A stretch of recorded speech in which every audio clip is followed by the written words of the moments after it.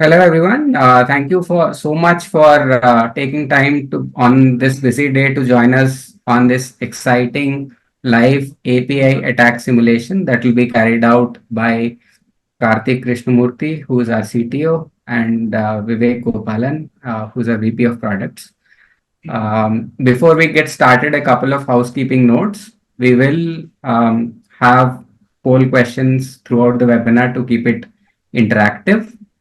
Please answer them so that we can discuss the results. The second thing is we have chat box or the Q&A box at the bottom of the screen.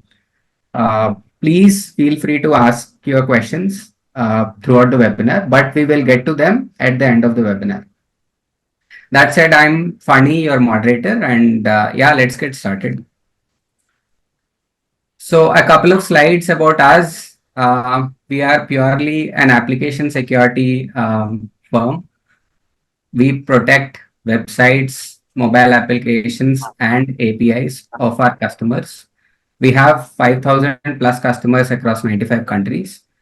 Our application security platforms include Aptrana, which is a web application and API protection platform, Indusface WAS, which is a DAST scanner for websites and APIs, and we also resell Entrust SSL certificates in India.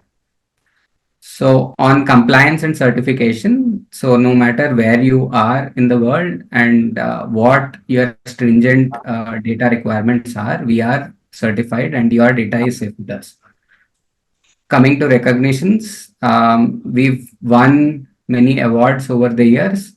A couple of things or the couple of awards that we are extremely proud of are the Gartner Peer Insights Customer Choice, which we've won 3 years in a row. We are on the top right on the report, and we have recognition even on the SMB segment on G2.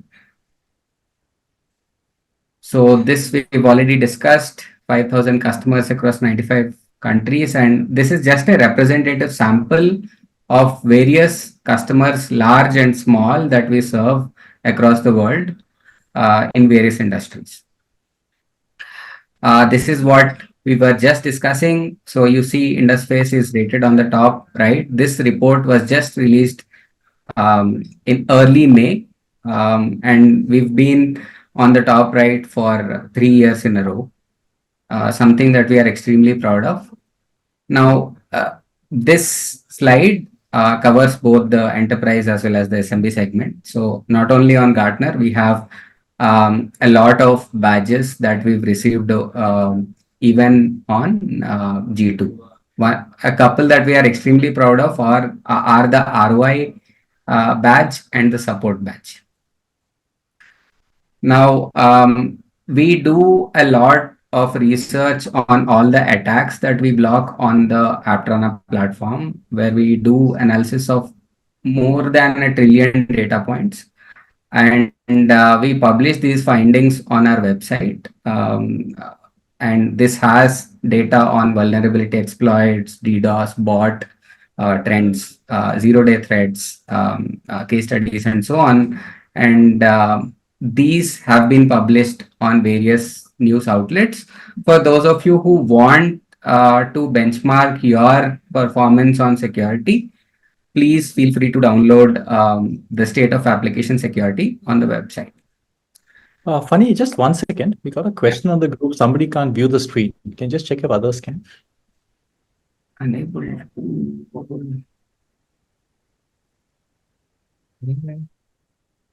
Can somebody else confirm if you are able to view the screen? You can just yeah. Okay. Looks like they are. Okay, cool. Oh, some people are still there. Some people are unable. Some people cancel. Okay. Okay. So yeah, with that, I'll introduce the two panelists who will do the bulk of the presentation. So we have Karthik, who is our CTO, who has been in Indusface for quite a while now, and he's a specialist in the security industry as a whole. So prior to application security, he's done technology strategy and product development across various security leaders like Trend Micro and so on.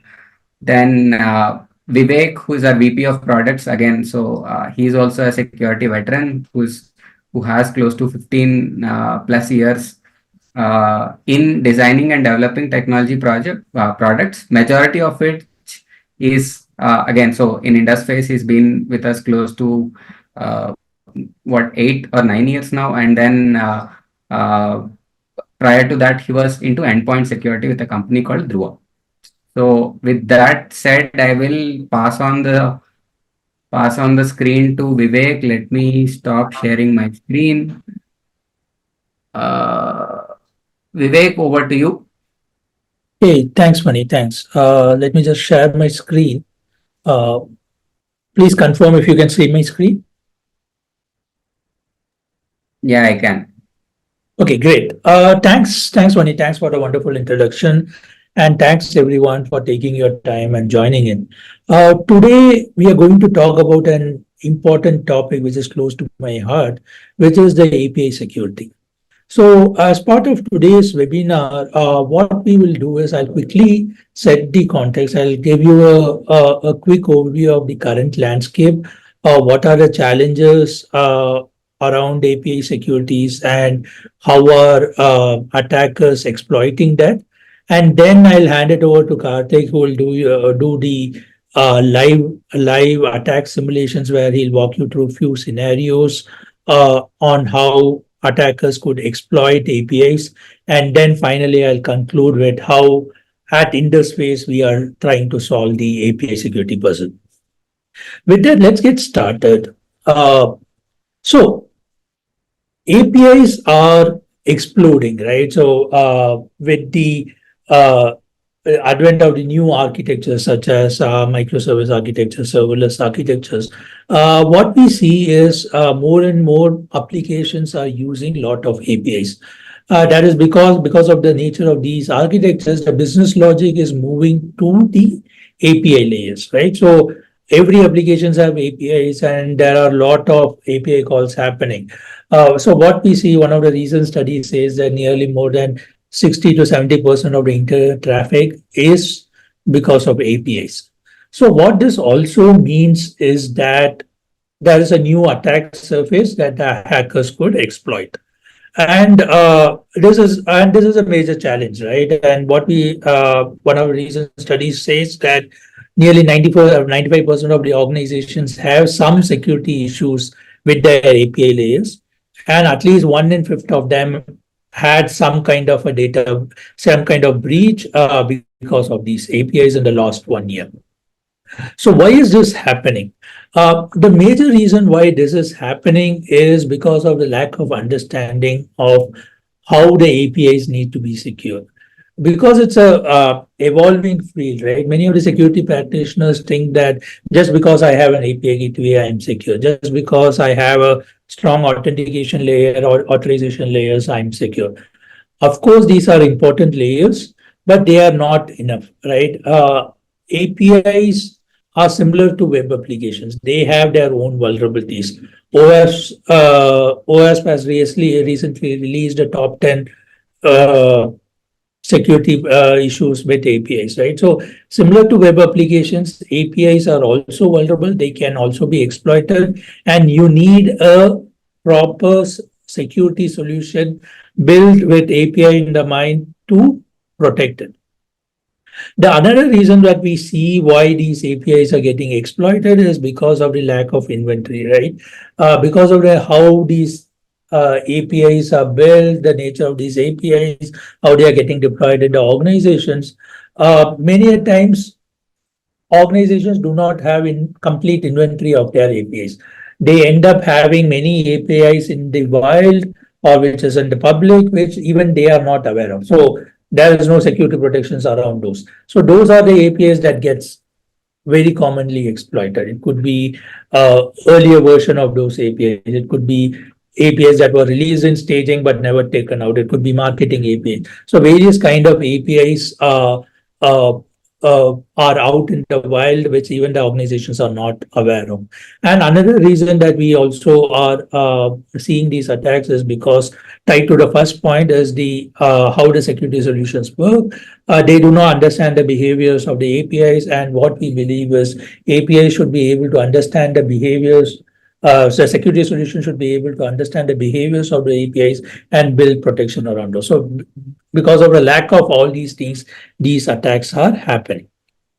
So what this means is that there is a proliferation of attacks. Nearly 25% of the attacks are happening on the business logic. This is more because how the nature of APIs. APIs are machine-to-machine communication, or it is exposed so that somebody else can build a program around it. So API structure are generally exposed. It is well documented.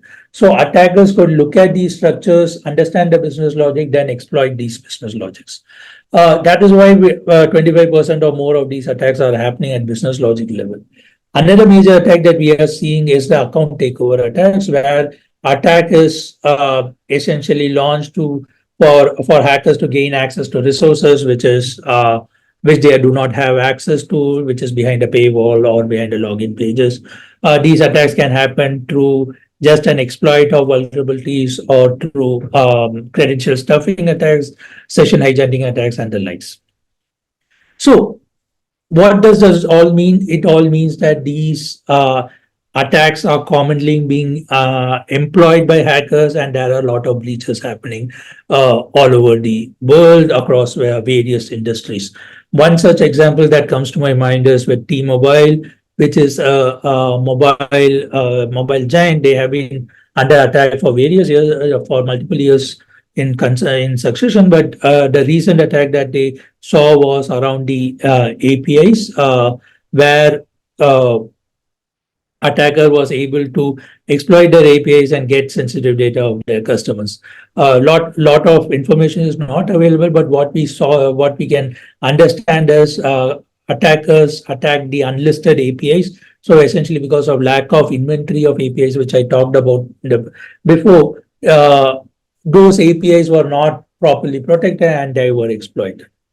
Similarly, Trello had a breach where in one of the APIs they sent an email address, and based on the email address, it responded back with sensitive information. Probably this was an API which was meant for the business, but there was lack of proper authorization and authentication there. So because of that, this API's business logic was exploited, leading to exposure. Right. Similarly, such attacks were seen in various other industries, Dropbox, Duolingo, and the likes.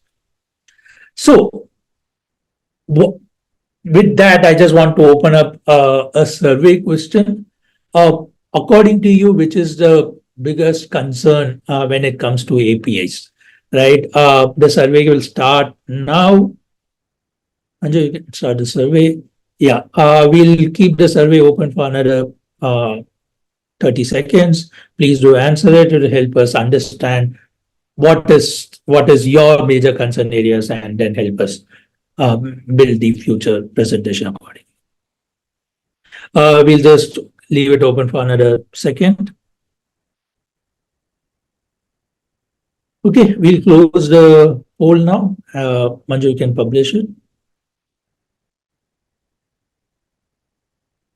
Right. I mean, there's a mixture of answers. More than 50% of you are talking about broken authentication.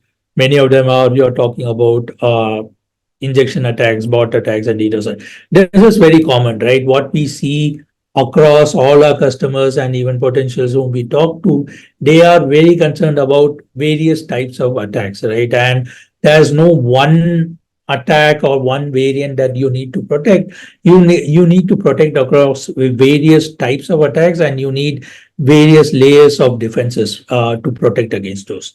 So now I'll just hand it over to Karthik, who will walk you through certain scenarios of such attacks, how hackers are trying to exploit these attacks, and how you can get those attacks protected.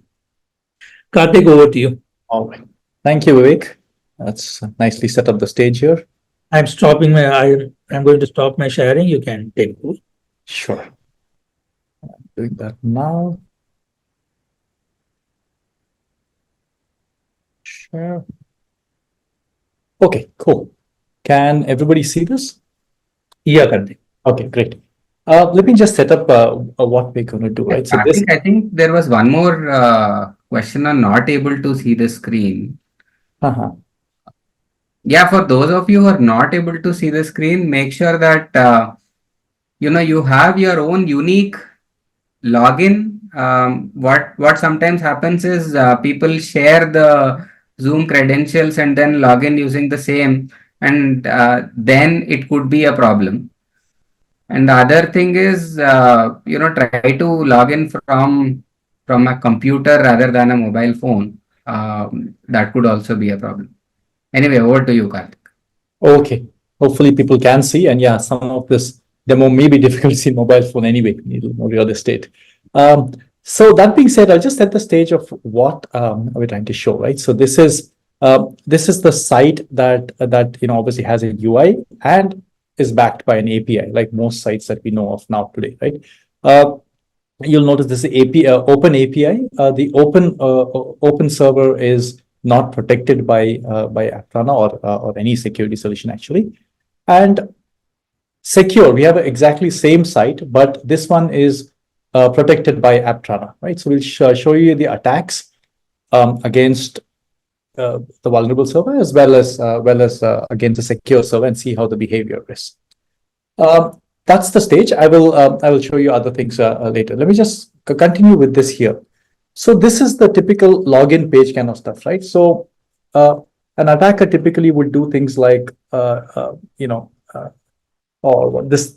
You could try it in the UI because many sites used to be vulnerable directly in the UI. I mean, there is less of it happening. And as you can see, this site itself is actually having client-side validation. So this means from the UI, you can't really be sending these kind of attacks because the UI will not submit the form, right? If you try to do it, it'll say, okay, you can't do it kind of stuff, right? So some kind of validation that's happening. So the attacker has to get in another way, right? And I'll show you that in a second. I will just log in. Whatever you typed, that was an injection attack, right? Yeah. So let me just explain what the thing is also, right? The typical attack here, right, is things like this, right? This kind of stuff is so it's a typical SQL injection attack. And for vulnerable sites, what this happens is if this variable is used in the backend directly in a SQL query, what we end up doing is actually closing the query and giving it a boolean of or 1 equal to 1, which is always true. So what this actually ends up being is, I'll just log in, right? Sometimes the username is vulnerable, so generally we type the same thing on the username and the password, right? And you generally find what is vulnerable and then go. I mean, it's not always like the first shot you'll get it, right? So you do a little bit of work back and forth and realize that I can log in as JSmith without knowing his password because this or 1 equal to 1 could have been put in the password also, right? So then the condition from the server will actually become like, hey, if the password is correct or true, which means always true, right? So then it'll say, oh, yeah, there's a valid user and it'll get him, right? This is a basic SQL injection attack that just to demo what is happening, right? But since the site is client-side validation, this will not work out quite as well here, right? So now we log in as JSmith with the the valid password kind of stuff. Just to show you that, okay, this particular user has two accounts, 2 and 3. The account numbers are 80002 and 8 whatever and 3, right? So that and the UI or the site is designed to allow transferring funds between their two accounts. I will just show you this and okay, so we'll see that thing. Okay, his balance currently is $39,000 or whatever, right? That stage being set, let's move to the thing. Since we can't attack it through the UI, let's try to attack the APIs directly, right? And the reason that for that is that often this kind of validation that is there in the UI may not all be reflected back in the API because a different team is working on it and stuff like that, right? And UI validation is generally more for usability so that you can give quick feedback to the user. It's not as much for security, right? That's a key thing to keep in mind. So the server always has to validate inputs and things like that. So this is the machine from which I'll be attacking. This is my secure server. This is my vulnerable server. Sorry, I've just got to move my Zoom window to see things. Okay, so I'll just run this so you'll start seeing, these are the actual web servers running. And this is the vulnerable server. This is the secure server. And let me go through and start showing you how an attacker may attack these things. So here is a exploit of a SQL injection on this server, on this site. So let me just run that. Okay, so what is it doing? It's starting to attack the server OpenAPI.test after the one that I showed you, which the balance is open here. And what is it doing? It's trying pretty much the same attack, except it's logging in as admin. And it's trying the same SQL injection attack in the username and password. And it was able to log in as admin. And that's where you got the authorization token right here. Right? Now that you are in as admin, what can you do, right? So firstly, printing balance details. Now, since the UI doesn't really let you see accounts other than what belongs to you, even for the admin kind of stuff, right? But the API does. So you could get the balance account details for any site, any two accounts. So this is the account of JSmith, and this is somebody else's account, right? But I'm able to see both of this. Now, if I continue this attack, the next thing to do, since I'm admin, is I'm actually going to transfer money from one of these accounts to the other, and it was successful. And just to show that if you run it further, you'll see that 4,000. It's gone up, it's gone down by 4,000. This gone up by 4,000, right? So this is successfully actually performing an attack. Of course, it's leveraging the SQL injection here, which is the API didn't really check for it, and then went ahead and actually dumped it can dump the details of the account and actually go ahead and even do a transfer. If I come back here and check this, you'll actually see that it has actually been reflect, right? There from 39,000 went down to 35,000, and this was the 4,000 that we just transferred up, right? Let me try the same thing on the secure server, right? So I'm going to run the same thing here. And it was the server it was attacking is pretty much running the same code, except that it's attacking the secure server instead of the open server. And it tries the same attack, but immediately gets blocked, right? And so this attack is stopped in its tracks, kind of stuff, right? So this is an injection attack, account attack, whichever way you look at it, right? So let's just move a little bit further and start thinking about, okay, what else can the attacker do, right? Let's assume this site actually had some security controls or some parameter validation in place where these kind of SQL injection attacks were not able to take place. The other thing that attacker could do, right? Vivek mentioned, those big companies, there are a lot of breaches kind of stuff through the API. But I think everybody knows of breaches that are happening, almost on a weekly basis. And these are the big ones that you hear about. There's also, a lot of smaller ones that probably you'll never hear about, kind of stuff, right? It doesn't make the news. But sometimes when these breaches happen, the company's, user information or their database gets leaked. And because there are so many sites and people have so many passwords and to remember, a lot of users end up reusing their username password across multiple sites, right? There's, I think, a very small fraction that actually uses password managers or those kind of things. But for those who don't, there's a lot of common things, right?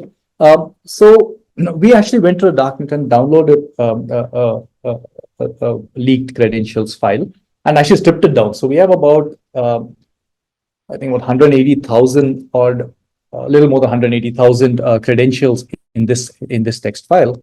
I'll show you how it looks like, right? So it's just a bunch of common username and password, right? Because the other way, if you don't go through dictionary attacks, right? The other way to do it is use the common usernames and start fuzzing the password. But that obviously means you're trying a lot more combinations and attempts to actually get it right. These are more dictionary attack short circuits that by saying that, hey, these are the common ones like admin password, right? It's the very typical ones that a lot of guys use. So for this, what the attack will do is try this username with this password, try this username with this password, etc., and see if it gets it. So once again, let's go through that and see what happens on the vulnerable server.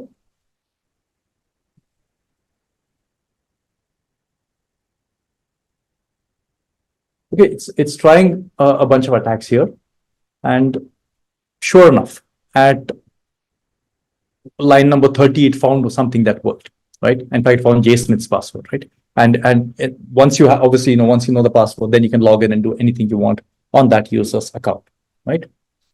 And how do we stop it? Now, again, I'll run the same thing on the secure thing, and let me just run the same attack on the secure side, which is protected by Atrana,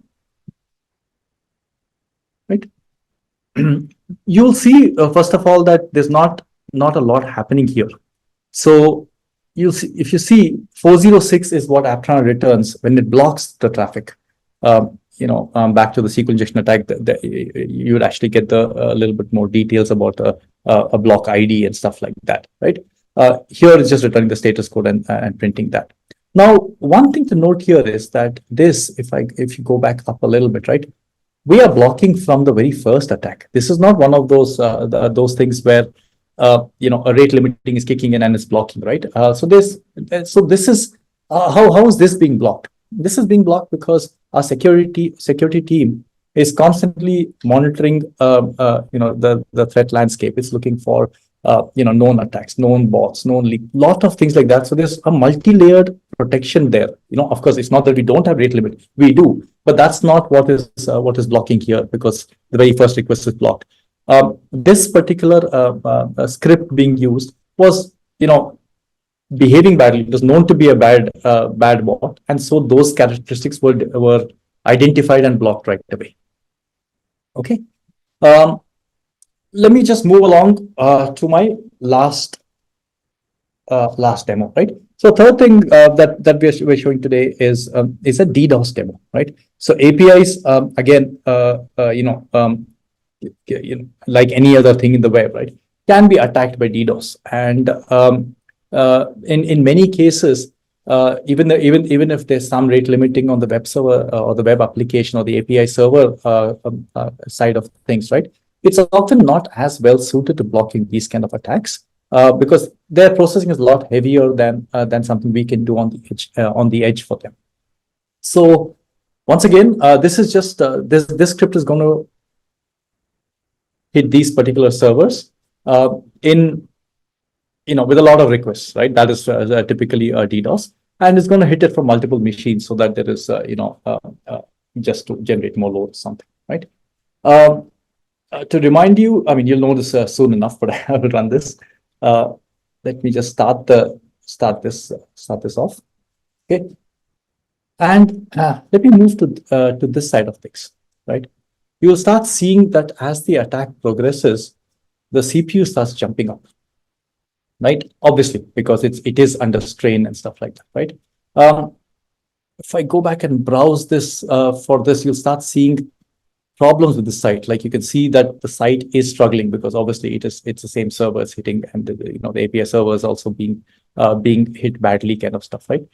So the site starts becoming unresponsive and unusable after a point. And in fact, if I leave it on long enough, and it's already happened here, if you leave it on long enough, I'll kill this actually. If you leave it on long enough, you'll see that this, I mean, you see this thing that's updating, this has stopped updating. The machine itself is down, the server is down at this point of time, right? So this completely toasted the server here with this kind of attack. So let me continue with this, and we'll run the exact same attack, but on the secure server. So in this case, you'll look at this side of things and see what happens, right? But this is going through the Atrana protection layer. So here, let me do the same attack and secure. Okay, so let's see what happens here, right? Okay, it's again connected to the machines to start the attack. And even though the attack is progressing, it's progressing as it did before, you'll see that the web server is really not really getting the same kind of strain as we did in the other when we're hitting the open server. If you go here, this is the secure server. You'll be able to use it quite well. Oops. Oh, sorry. This is just my IP is blacklisted by us. So that is unfortunate. But the server is responsive, right? If anybody wants to go play with this, they will notice, because the server is really, there's no server issues here. It's just that I think I was running some tests earlier, so our protection kicked in for my IP as well. So anyways, so that pretty much is the demo. That, you know, this can go on. The site is going to be working quite fine, and you can see the web server hasn't even broken a sweat. So, all right, Vivek. With that, I will turn it back to you to show how the attack looks from the Aptrana side of things. Yeah. Okay. Thank you. Thanks, Karthik. Thanks for that wonderful simulation. So what Karthik did was he tried to run through various scenarios of attacks. Right. Obviously, various types of attacks can be launched. This is not all the types of attacks. This is one of some of the type of attacks that can be launched. And he ran it through a site that was not protected, and ran a similar attack through a site that was protected, right? And one thing you should note is that all these attacks, there are various variants of the same types of attacks. And to protect against these types of attacks, you need multiple layers of defense, right? It's not like if the vulnerability exploit is that the vulnerability exploit was protected just by a rule that was done for SQL injection, right?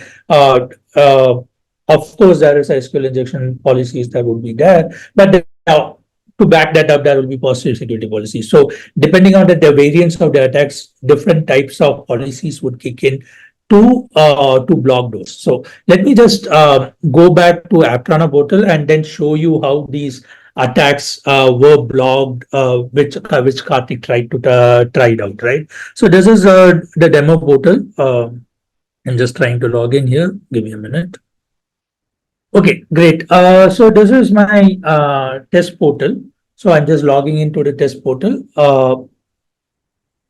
Bit clustered. Okay, this is the site which Karthik was attacking, right? So now this site is onboarded behind Aptrana and it is protected. So as I said, there are multiple layers of attacks that can happen, right? So in this case, the first attack that Karthik tried was he was trying to do an exploit of the vulnerability that were done. Obviously, for that, SQL injection level policies would be there that could block it, which will be shown under the core protection section. More importantly, we also have our positive security policy. So when this and in this case, if you look at this, look at the attack that we saw, you would see that some of the attacks that we saw was around the positive security attack, and those were the attacks that were blocked here, right? So there was a positive security attack, and positive security policies had kicked in for the attack that Karthik pointed out. Karthik did, right? How this works is when an application is onboarded behind Aptrana, and if there are APIs, those APIs would be automatically discovered, right? And it will be shown under the Discover API section for your Discover API section, and you can review those APIs and approve it. Once you approve it, the policies would be automatically created. The positive security policies would be automatically created, and you could review those policies by clicking on the download button and downloading the APIs. I had downloaded this already, and as you can see, for this, the login API, there was a schema. Schemas were automatically identified, and there was a positive security policy created.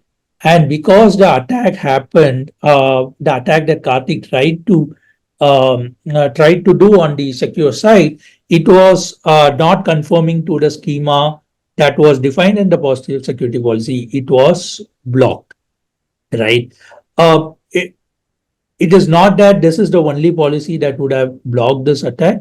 We also have SQL injection policies, which is part of our core rules, right? So if in case of a different variant of an attack, if a different variant of attack was carried out, then that attack would have been, if not caught by the positive security policy, then would have caught by the core rules, such as our core rule policies that we have as part of Aptrana, which is done specifically fine-tuned for API securities, right? The next attack that Karthik did was an ATO attack, right? And in this case, because how the attack was launched and it was a bot attack, our bot policies kicked in. And in this case, the user agent policy was detected, and we have various modules in our bot policies which would kind of add risk scores based on the behavior of those bots, starting from anomaly detection to user agent, whether it is coming from suspicious countries and the likes. And in this case, the bot policies kicked in immediately, and it started blocking. If you see it, the user agent policy had kicked in here. If you go and further analyze this and want to go and look at the details of what has happened, sorry, just trying to, yeah, oops, just trying to see the details here, but yeah, it's just loaded.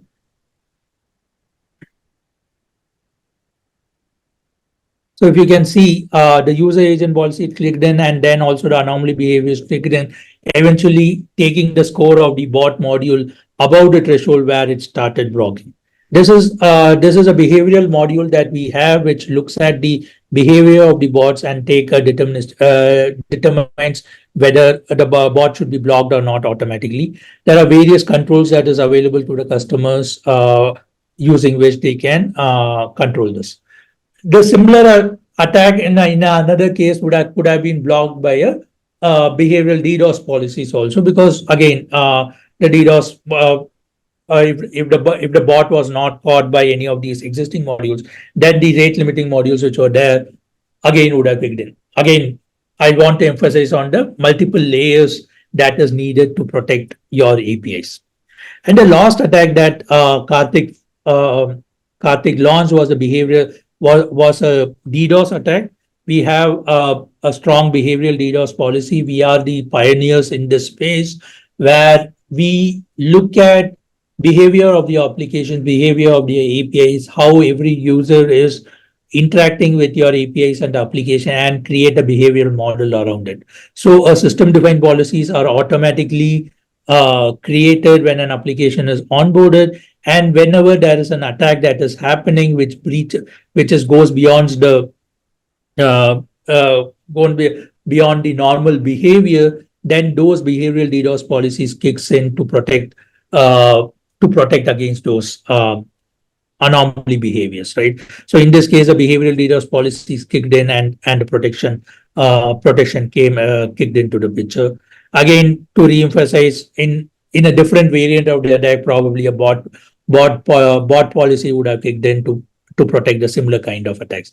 So multiple layers of defenses, starting from default policies that we have to the behavioral DDoS policy, the bot protections, API security policies. All these things ties in together to give you a comprehensive protection, right? So going back to where we left it. So what I want to leave you with is that how at Aptrana we try to solve the API security puzzle is by providing you a comprehensive solution, right? Aptrana is the only solution in the market that provides a comprehensive protection for web applications and APIs. And the reason we are able to do that is because we start from discovery, right? So we help you identify the assets that are part of your organization. So this is essentially looking at the external attack surface of your organization, identify all the web applications that are part of your organization, all the APIs that are part of the organization, so that you have a complete inventory of your assets. Once the inventories are identified, we have our own scanner. Our scanner is a DAS scanner, which helps you identify vulnerabilities in both web application and API. This is an automated scanner that works both for web applications and APIs. So with this, we'll be able to identify any vulnerabilities that are part of your application. Uh, and in order to identify business logic vulnerabilities, which generally automated scanners would not be able to find, we have we have complemented this with pen testing. Our pen testing team is certified, and they help you identify the business logic vulnerabilities that are there.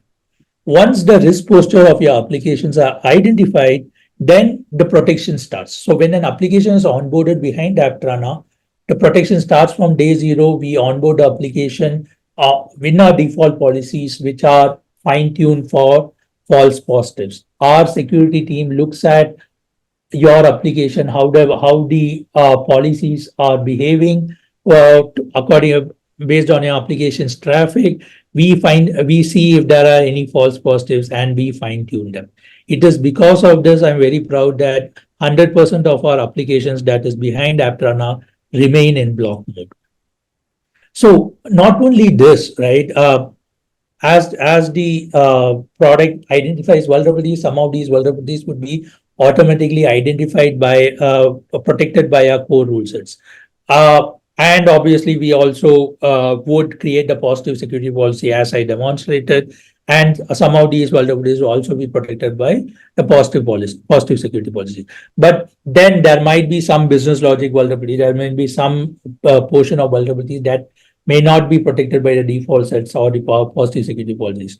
For this, our security experts write the custom policies according to the application needs, according to the vulnerabilities found in the applications, to give you a comprehensive protection. Very recently, we have launched Swift Comply, which helps you provide protection for all the vulnerabilities that are there in your application within 72 hours. This helps you meet your compliance needs within 72 hours, where all your vulnerabilities would be patched and you can give a clean report to your customers. And last but not least, we have a strong monitoring mechanism, a strong monitoring team, a managed service team who continuously monitors both the external attack surface as well as your application to see how the security posture needs to be improved. We constantly monitor the evolving security threats, update our policies, and we also constantly monitor your application to see what kind of attacks are happening and if there needs to be any fine-tuning or strengthening of these policies. And this is a 24/7 managed service that we provide to all our customers. So I hope you liked what you saw so far. Just a quick survey to see if you would want to see a demo of Aptrana Web. So the survey will start now. So we'll have this poll open. You can answer it as you get time. We will move on to the last slide, which kind of validates what we have talked so far, right? So there's a couple of customer stories that I want to talk about. One of the largest fintech unicorn in our country has trusted their API security needs with Aptrana. They have more than 300 million transactions per day or more, and this is a kind of a start 1 year old now. It's kind of nearly doubled, and they are constantly being, obviously, with huge transactions. There's always an huge attack surface also, right? And they are constantly being attacked, and they have trusted us to protect their APIs. And they have been with us for years now without any challenges, and we have been able to protect them without any latencies or any security issues.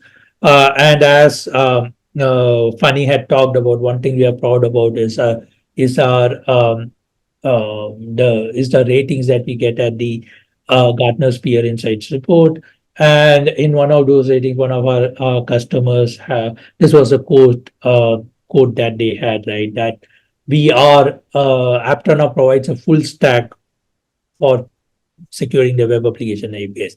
And this kind of resonates to what we are all about, right? We are all about providing you a comprehensive solution that will work for you instead of providing a piecemeal products.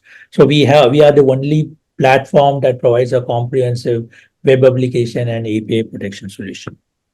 With that, I come to the end of this webinar, and we are happy to answer any questions that you will have.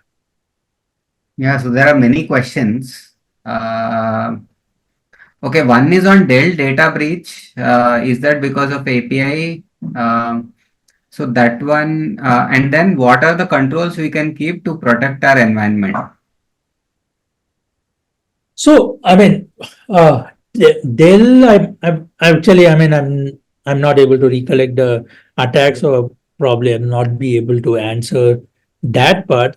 But from the controls perspective, I think just to start with, right, have the basic things right.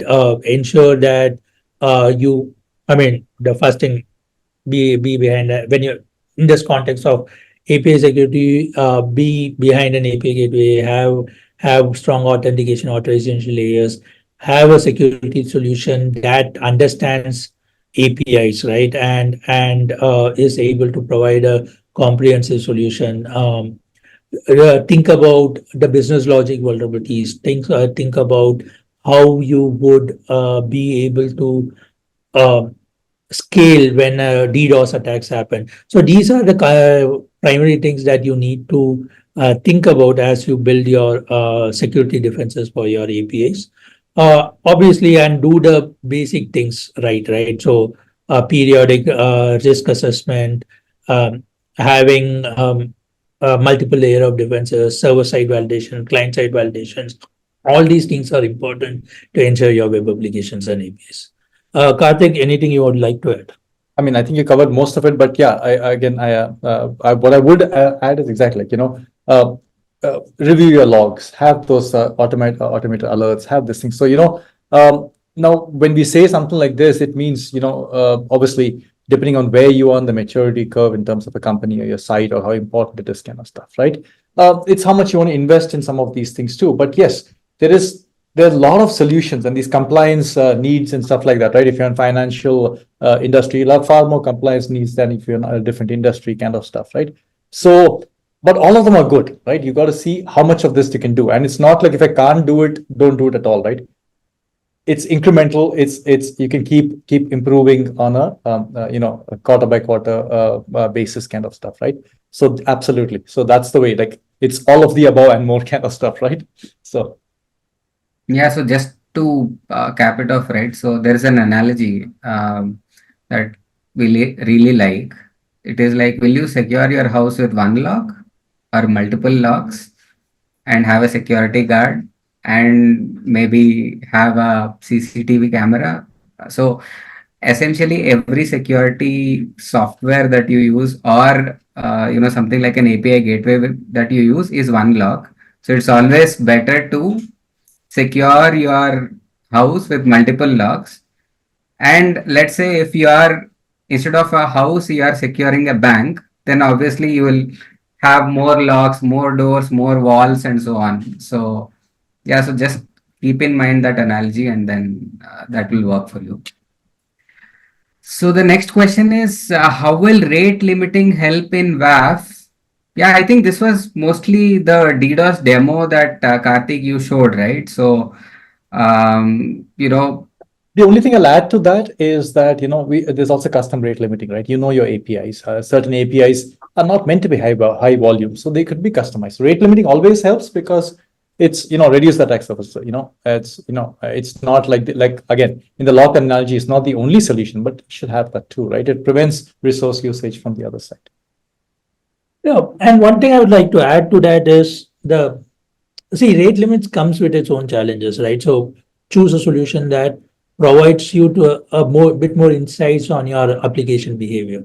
The biggest challenge with rate limits is that either you will put a limit which is very low that would eventually lead to false positives, or you'll put a limit which is very high, which will eventually mean attacks will anyway get through and your server will go down, right?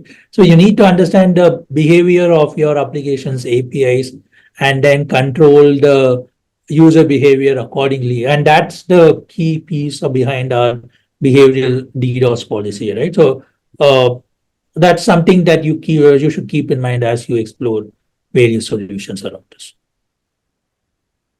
Yeah, that's a brilliant point. So Aptron as a solution gives you recommendations on what limit you can use for everything, right? From API endpoints to even URIs. So, and this is based on machine learning, based on user behavior that we see on APIs, applications in general.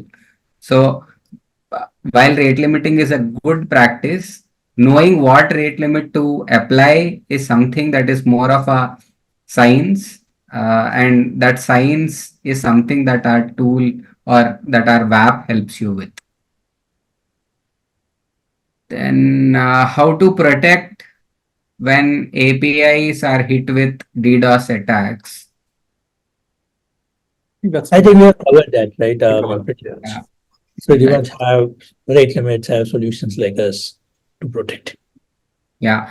The other question was, do you discover API endpoints and their legitimate request body behavior? Do you require the customer to supply its Swagger files? Not necessarily, right? So as the API gets onboarded, based on the traffic pattern, we do discover the APIs, we do discover the schemas of it. Yes, customers' input is valuable. Everything is an increment.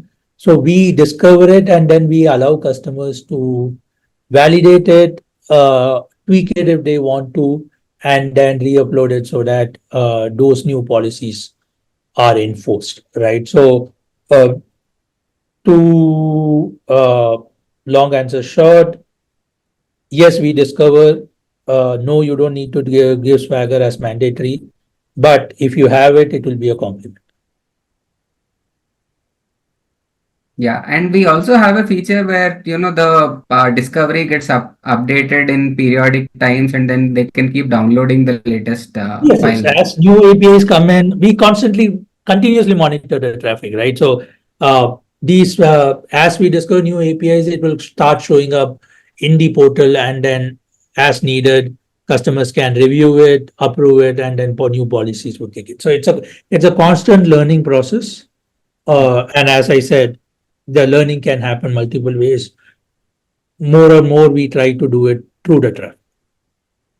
Yeah, and the next question is, user agent is easy to obfuscate. What are the anomaly behavior checks? So the anomaly behavior checks is essentially to look at various behaviors of the bot, right? I mean, starting from how the request patterns are. Yeah, we have various telemetries that we collect, and we look at different heuristics around that. That is also used. We also look at what was the identity doing before the attack was launched. What is the normal behavior for this identity? Is it changing from the usual behavior of this identity? All these things are looked in together, and based on that, the score kicks in, right? To your point, yes, user agent can be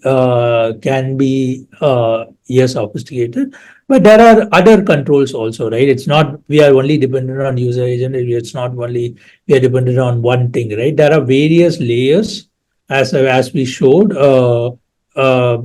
We look at IP reputation, we look at whether the bot is pretending to be a good bot. There are various checks like that, right? And each of these would add a risk score, and eventually that would eventually lead to blocking it, right? Recently, we also released a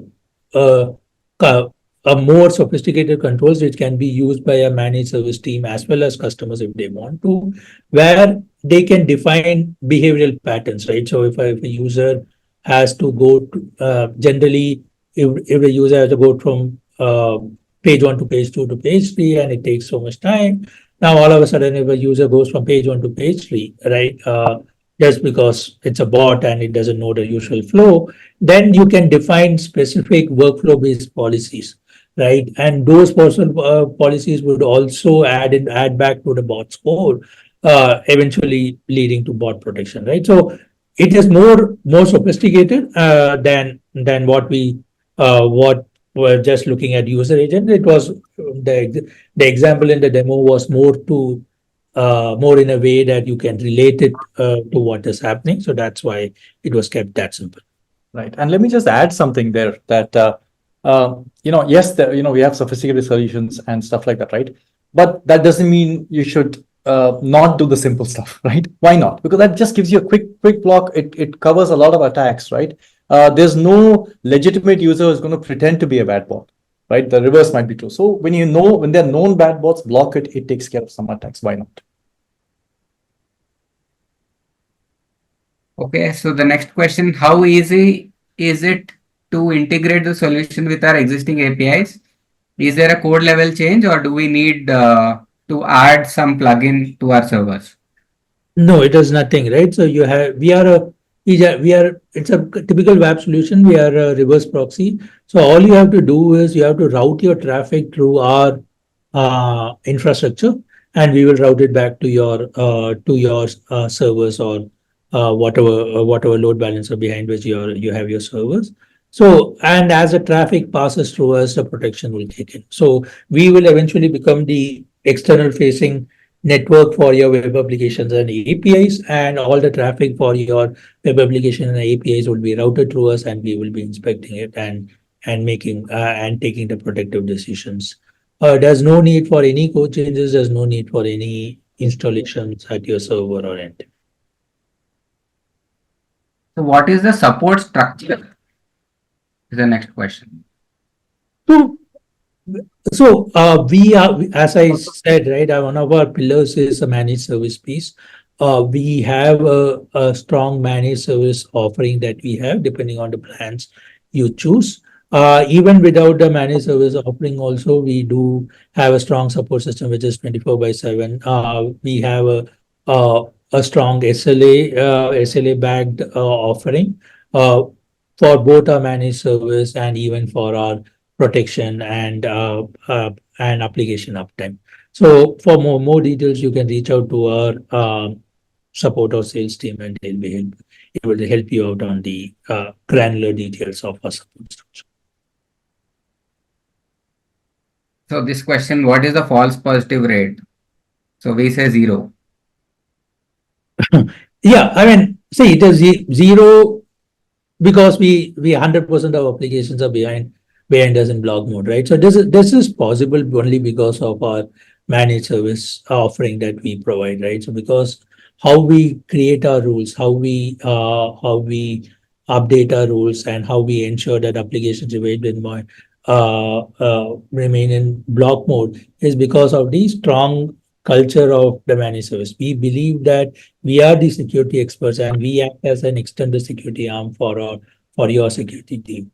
So when an application is onboarded with few rules put in block mode, which we are sure that there will be no false positives, and then other rules are in log mode, but we monitor those rules for 14 days or less, depending on how soon we have enough traffic, and then we decide whether any corrective actions need to be taken.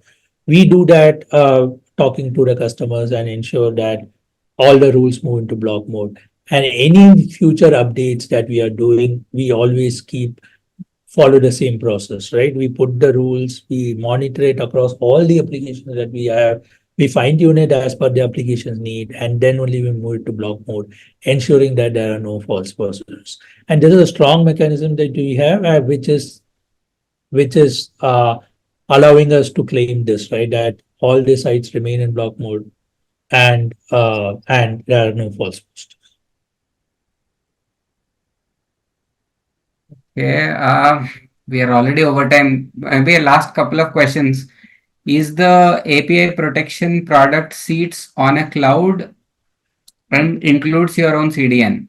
Yes, right? So Yes, we are yes, on cloud and yeah, it's on the cloud, and yes, we have CDN. any ports that need to be open. So not necessarily. See, if we would we support custom ports. So depending on which ports your application is listening in, we will all, I mean, the Aptrana WAP will also listen on those ports and route the traffic to you. So the short answer is no new ports need to be opened. Whatever you're currently opening to serve traffic, that's the only thing that it just continues that. Okay, one last question. Application level exploit can be restricted if it is not legitimate. So, yeah, maybe the question is, can it be stopped at the WAF? Yes, Uh, it can be, right? I mean, and any business, again, that's why the business logic checks comes into picture, writing custom rules comes into picture, or depending on what is the exploit, right? And what are they trying to exploit, whether it's a known vulnerability, whether it is an this thing or it's a business logic vulnerability, depending on that, and depending on the major vulnerability, yes, it can be protected. Majority of vulnerabilities and exploits can be protected at the web layer. There could be some vulnerabilities that cannot be protected, but that's the nature of the beast. okay. Yeah, so there are, 12 more questions. So we will reach out to you in an email. So thank you so much for joining us today. It was a lovely and more importantly, lively discussion. We do these webinars every month. So please subscribe to our newsletter, which will be there on the, you go to our website, indusface.com, click on blog. Right on the top, you have a newsletter subscribe form. So fill in and stay updated. Thank you so much. Have a great rest of the week. Take care and bye bye.